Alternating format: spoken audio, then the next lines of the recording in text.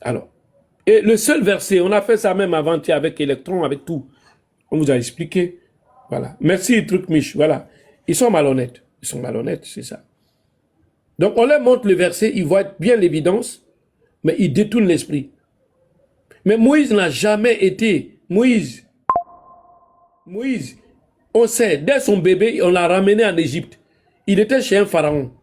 Et maintenant, si on peut dater son époque, si vous dites c'est Ramsès II, son corps là, le Ramsès II là, son corps est en France. On peut vous dire où c'est, dans quel musée c'est. Et donc, on connaît la date, on connaît ceux qui l'ont côtoyé, on connaît la période de datation. Donc, on peut savoir, mais quelle langue il a parlé en ce moment. Parce que tout, il a passé 40 ans. Mais 40 ans. Mais on peut dire, c'est Actes des Apôtres, c'est vous qui avez dit, écrit. S'il a passé 40 ans en Égypte, c'est qu'il avait une langue. Et il vient après l'Égypte, il vient passer combien d'années? Il était où? À Madian. Les Madianites, c'est quelle langue il parlait? Il a marié une Madianite. Exode 1, 3, vous avez lu 1. Donc, vous ne pouvez pas nous dire autre chose. Madian, là, on sait, ça est dans le péninsule arabique. Ce n'est pas à Jérusalem. Ce n'est pas à Jérusalem. Ce n'est pas à Jérusalem. Donc, faites attention. Allez vous renseigner, ressourcer. Voilà. Quand il a quitté l'Égypte, il s'est trouvé à Madian. Il a fondé une famille là-bas. Celui que vous appelez Jéthro, là, il était là-bas. C'est Jéthro. Mais Jéthro, là, c'est Chouaïb chez nous. C'est le Coran seul qui dit Chouaïb. C'est le Al-Coran qui donne le vrai nom. Et donc, le nom de Chouaïb, là, vous ne pouvez pas dire autrement. Parce que la langue qui était parlée là-bas, c'était l'arabe. On appelle ça le proto-arabe. Donc, allez faire des recherches et vous allez comprendre. Voilà. Alhamdulillah, nous, on est fiers d'être musulmans parce qu'on connaît l'histoire de cette langue-là. Voilà. Et donc, vos livres le disent. Moi, j'ai le livre là, ici. Si vous voulez, je vais ouvrir et puis je vais vous montrer. Sans partir, quoi que ce soit. Et j'ai lu ça devant eux. Ils ont fait semblant comme si ils n'ont pas vu. Voilà. C'est les archéologues qui ont fait des recherches et qui ont montré que, voilà, qui ont montré en Palestine la langue qui était parlée. Et je vous ai montré cette langue. Voilà. Eux, ils le disent. Hein. Voilà. Ils le disent. Voilà. Je vais prendre le livre et je vais vous montrer. C'est vous. L'araméen. Donc, l'araméen qui était parlé. L'araméen, c'est quelle langue? C'est une langue sémitique. Et qui paraît comme la langue arabe. Et tous vos textes là sont écrits dedans. Je vais lire la partie. Et s'il faut, mais je me mets en grand, on va vous montrer. Parce que vous êtes en train de nous amener à des choses qui ne sont pas sérieuses. Voilà. Voilà. Voilà. C'est eux qui le disent. Hein. Voilà. Il a dit ça ici, j'ai lu ça. Je vais reprendre. Voilà. L'araméen. Bismillahirrahmanirrahim. On vous a montré, on a lu. C'est des spécialistes qui disent. Vous êtes comme nous.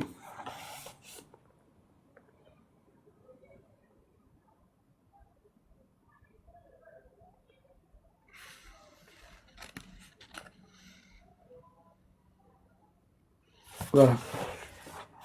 Donc, on fait croire aux gens que la langue hébreu, elle a existé en tant que telle, non.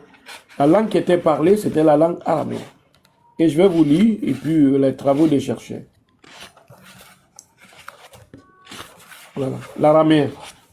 Les spécialistes se sont longtemps accordés pour voir dans l'araméen la langue prédominante en Palestine, parlée par la majorité de la population juive. Donc voilà. Après tout, les auteurs des livres de Daniel et d'Ezra avaient composé à peu près la moitié en araméen. Et c'était l'indice de la forte position occupée par cette langue après 400 ans. Témoignage archéologique encore antérieur, fondant l'importance de l'araméen pour le judaïsme rabbinique ancien et a été rapporté par les retrouvailles faites dans une grotte de Wadi Dahir. Donc voilà, je vais vous montrer en petit, je ne vais pas me mettre en grand, parce que je ne veux pas enlever Oustaz Kamara. Allez voir. Si on triche ou pas. C'est vous qui avez des problèmes. Parce que vous ne voulez pas la vérité.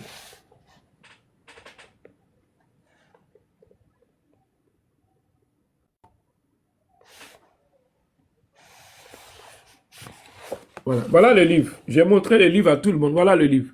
Vous avez vu? Les rabbins et les premiers chrétiens. Voilà ça. Voilà, jusqu'à édition Cerf. Voilà celui qui a écrit. Et je vais lire derrière. C'est pas n'importe qui, c'est un universitaire. Voilà ça. Eric M. Meyer, ancien directeur de Albright Institute of Archaeological Research à Jérusalem, est maintenant directeur d'études à Duke University, North California, USA. James F. Strange, docteur de la Drew University du New York, Jersey, est professeur du Nouveau Testament à l'Université of South Florida, Tampa, USA. Voilà ça. Cette collection est publiée sous la direction de l'École biblique archéologique française de Jérusalem. Et donc, dans le contenu, voilà, c'est eux qui le disent. C'est pas moi. Voilà ça. Voilà, araméen. Voilà, l'araméen. Les spécialistes se sont longtemps accordés pour voir dans l'araméen la langue prédominante en Palestine parlée par la majorité de la population juive. Après tout, les auteurs, voilà, il ne lâche pas l'affaire. Merci tout. Voilà ça. Voilà ça devant vous. Donc voilà ça. Les spécialistes se sont longtemps accordés. Faut que attendez, j'ai fait quelque chose. Juste un instant. On va bloquer, comme ça va. On va mettre ça entre deux livres, comme ça, on aura la main là-dessus. Donc voilà ça.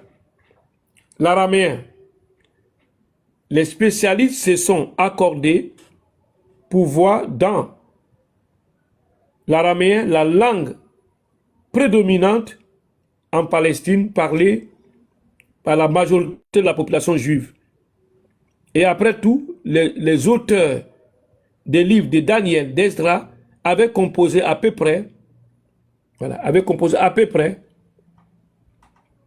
la moitié en araméen, et c'est indice de la fausse position occupée par la langue après 400 ans, un témoignage archéologique accordé, voilà ça, accordé encore antérieur, fondant l'importance de l'araméen pour le judaïsme rabbinique ancien, a été apporté par le travail fait dans une grotte du Wadi Taï.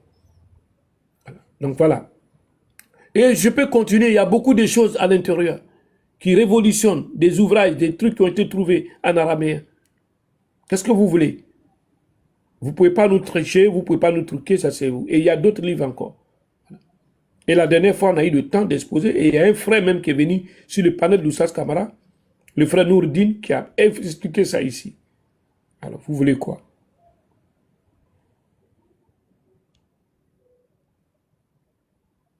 Merci beaucoup, les frères. Voilà. Donc, avec ces gens-là, ils veulent la tricherie, ils n'aiment pas l'information. Et on a montré